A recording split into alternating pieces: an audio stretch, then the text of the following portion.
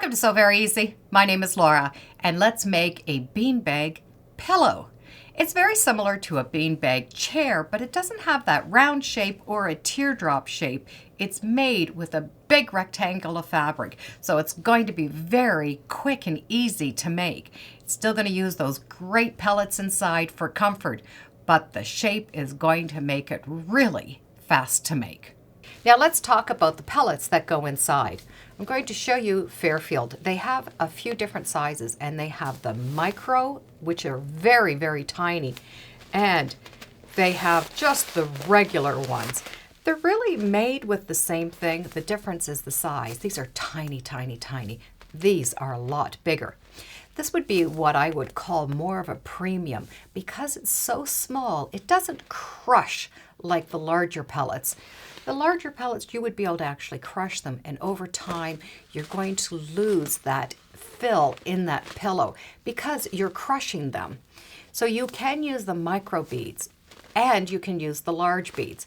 The micro beads are great for little stuffed animals and projects, but for cost-wise, the big ones are still the way to go. As for the fabric, I'm going to use this very soft plush fabric from Shannon Fabrics. It is a cuddle fabric, and it's nice and durable, and it's very washable, but it's also very soft. This is going to be for the outside. And for the inside, I'm going to make a bladder bag or a lining that you're going to be able to use. This way you can take this off and wash it and have the bag inside. I'm going to use plain muslin, but you can use any fabric. You can even use scrap fabric for this, but you need this to be very strong. And you're going to need a nice long zipper, and this is 24 inches. And a large zipper is going to make it easy to put that lining inside the bag. And the cuddle fabric is 60 inches wide, and that will make a nice size pillow for a child. And buy 48 inches, which is 1.33 yards, and that's going to give you the nice height that you want. I also bought a little extra piece. This is 12 inches by 20 inches, and that's going to make a pocket. Now let's make the inside bag first. Now I'm going to make the bag almost the same size as the outside. It's not going to fit in the camera, so I'm going to show you how to make it in a smaller version. You just need to have a piece the same as the outside, which is 60 inches by 48 inches. So I'm going to piece two pieces of muslin together in order to get the size that I need. The key here is going to be the strength in the seams. We're going to do a seam, and we're going to sew it 3 times in order to make that nice and strong so that the seams don't break as the bag is being used. Because as you jump and roll on that bag, the pressure is going to be on those seams. If you have a serger, this is a great time to use it because we really want those seams to be good and strong. So put the 2 layers together and stitch. We should treat all of the seams the same, and this is for the strength. So the next seam we're going to do is on the sewing machine. You're going to stitch 1 more row all the way along the edge, and just follow that edge all the way down.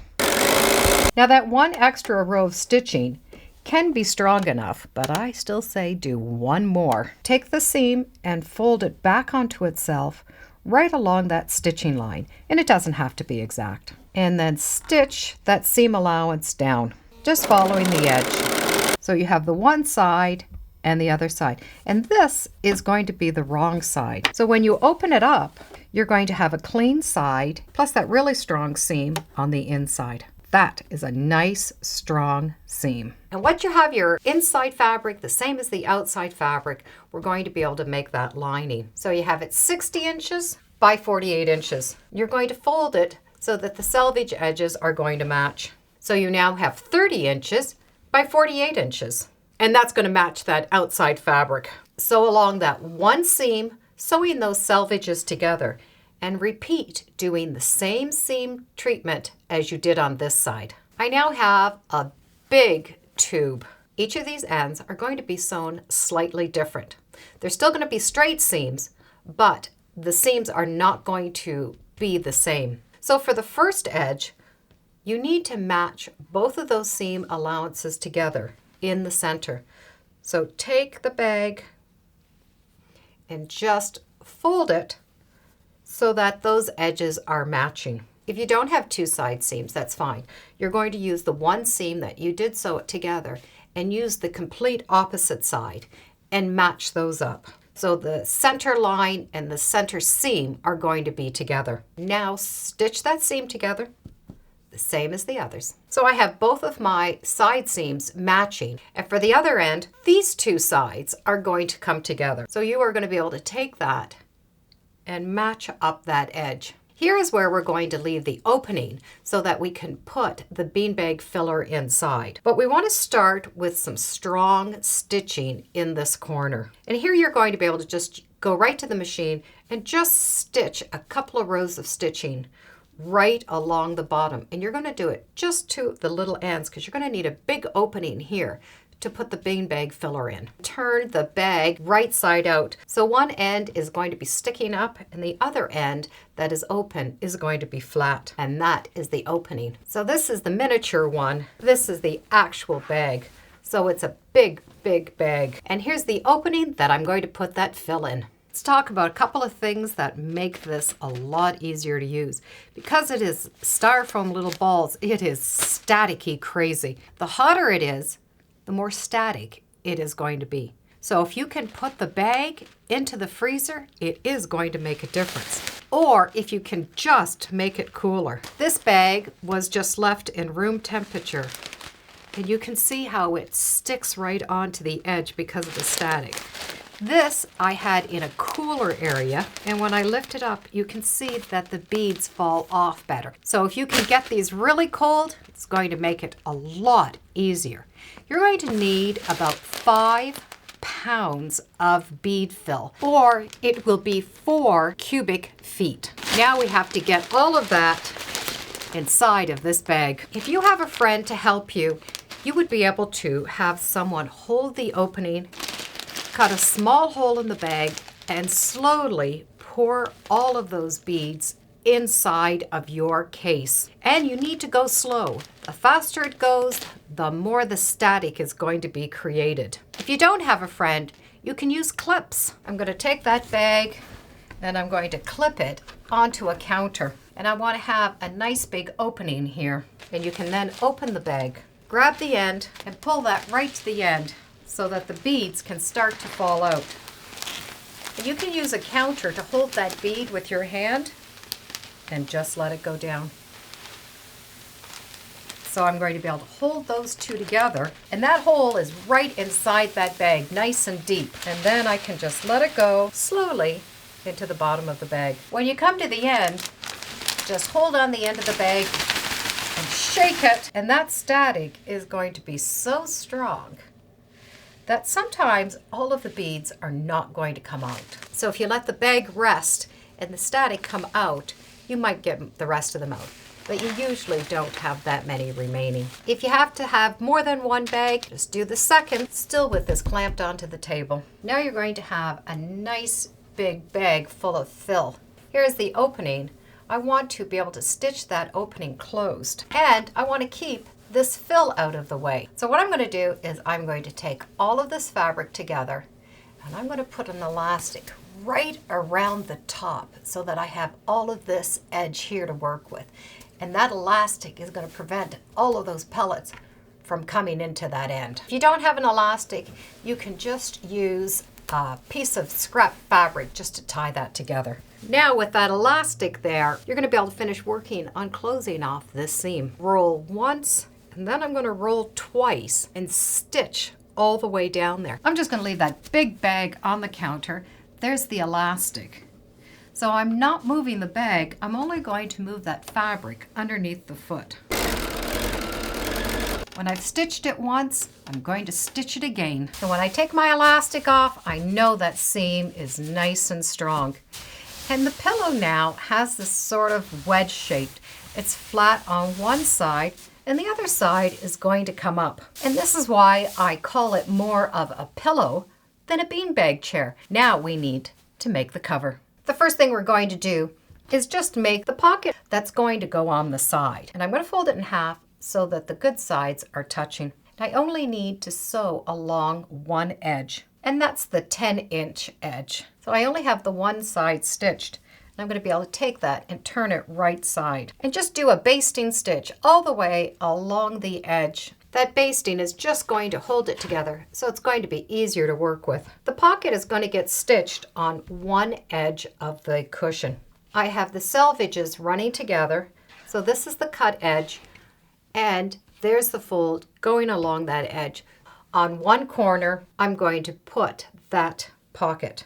And if you put it on one edge, it's going to be on the left. If you put it on the other, it's going to be on the right-hand side, but it really doesn't matter. I have the seam, and this was that folded edge. I'm going to match the edges and stitch this on. Stitch down the stitched edge right along those two edges that you did that basting line. You're going to be able to stitch it on. So you're going to stitch 3 edges. That folded edge is going to remain open because that's the pocket. The pocket is on. Now we need to add the zipper. If you fold your right edges together, this is going to be the selvage going all the way up. And this again is that 60 inches. We're going to want to be able to put that zipper into the bottom. And it needs to be somewhere in the middle. And it doesn't have to be exactly. Because I have a little bit of extra fabric with that pocket there, I'm going to put the zipper pull towards the fold. So the first thing I'm going to do is one side, and I'm going to take that zipper and I'm going to place it into the middle, pin it, and then I'll be able to stitch that zipper down right along that edge. So this is the right side of the zipper and the right side of the fabric. Just to make it easier to stitch it, I would just do a hand basting stitch just to hold that zipper down before you bring it to the machine to stitch it. Once you've stitched it down once, stitch it again, and you can remove that basting thread. Now take your fabric and fold it in half so that you're matching those edges again. You'll be able to take that zipper and you're going to be able to pull it out so that it matches the raw edge on the bottom. And baste that zipper all the way along that edge, keeping these edges squared up. Now stitch that zipper down and do 2 rows of stitching. Once that zipper's on, we need to close off the end of this bag. I like to open the zipper a little bit, match up the zipper edges, and with your zipper foot, just get underneath that zipper as close as you can to that stitching line and stitch from where that opening is, right there where that little stop is, down off the fabric. So now the end of that bag is closed. Now we need to close the other end and stitch from where that end is and stitch right down. The zipper's in and I've left a little bit opened here. So match that selvage edge and stitch it down and do 2 rows of stitching. The side is done. Now we need 1 more row of stitching and we're going to be done. It's going to be the top of the bag. So we're going to take that fold and that seam and match them up. You can just put a pin to put a mark on it. That fold is going to need to go beside that seam. So you'll take the center of the bag and pull it, and that pin or that fold is going to match that edge. Now double stitch that top seam closed. When that top seam's been done, you're going to be able to pull this bag right side out. So we have the same shape as we did before. We have the one flat edge and the one that's going to come up. It was sewn the same as the lining, except a zipper was added. Now we can open up that zipper and we can put that beanbag pillow right inside. You want to keep it in the same shape. So the flat edge is going to go against the flat edge. That pointy piece is going to go at the top. And it's going to be easier if you take your 2 points and hold them together. So I put my hand to the top of the bag and push it right out to the end of the zipper. Then I'm going to be able to grab that end, and that way I know they're going to match. And push it in. You're going to be able to work that pillowcase all the way to the outside. And when I have that end matching, then I'm going to be able to just shake that bag, and the rest of it is going to fall in. Your points along the bottom are going to go right in to the same points to the cover. So I'll grab one end and I grab the other end. So I have those 2 points together. Give it a shake and the bag goes in. Do up your zipper And the beanbag cushion is done. It's not the same shape. It doesn't have that round shape or that teardrop shape, but it still has a nice, comfortable position. Now, this is a great size for a child. And if you want it bigger for an adult, your 60-inch fabric, which gives you a nice 30-inch pillow, will probably be enough. You're just going to want more in the length. So if you add a half a yard or 3/4 of a yard, it's just going to make it longer, so an adult will be able to fit on the cushion. Just remember, you are going to need to buy more beanbag filler. I do hope you enjoyed today's episode on how to make a beanbag pillow chair. Both the lining and the outside are made the same way. You have an addition of a pocket and a zipper for the outside. Other than that, the shape is the same. Thank you for joining me today on Sew Very Easy. Feel free to subscribe, and as always, come on back. Let's see what we're sewing next time in the sewing room. Bye for now.